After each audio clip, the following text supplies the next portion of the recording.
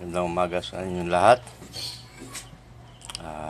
Papakita ko lang sa inyo ang mga nyug na bibihira lang at makita. Tulad niyan, no? Ito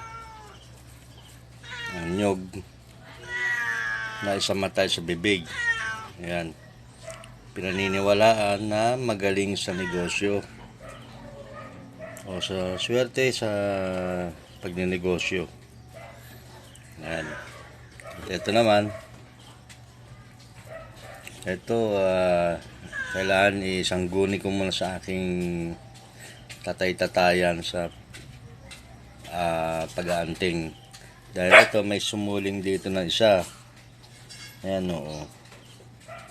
Pero kung sugat lang siya, hindi siya dapat uumbok. Nakaumbok naman siya, oh. Makikita nyo, nakaumbok. Yan. Ano. Nakaumbok yan. Tapos yan, ang harap. Dito na sa gawin na to. Saka tumubo yung parang tagyawat niya. Pero nakaumbok siya, kung makikita nyo. Ayan, oh. Ibig sabihin, umano pa rin siya. Ito, ganun din. Sa mata, sa bibig. Marami tayong gamit na na magagawa sa 5 piraso na to. Katulad nito. Ito, maganda-ganda to kasi singkit. Singkit siya, oh. Nakikita nyo, singkit siya. Diba? Ganda, oh. Ganda nga itsura niya. Ito naman, pantay na pantay. Puro mga buo siya, hindi siya baga siya legit, mabao.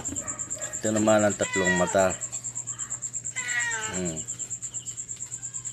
Pinaniniwalaan sa pagkalalaki, mahusay sa lahat ng bagay. Parang sabihin natin isang mata, baon na isang mata, mahusay din sa mga bakbakan o sa labanan. Ito bibihira lang rin, napakahirap din hanapin ito.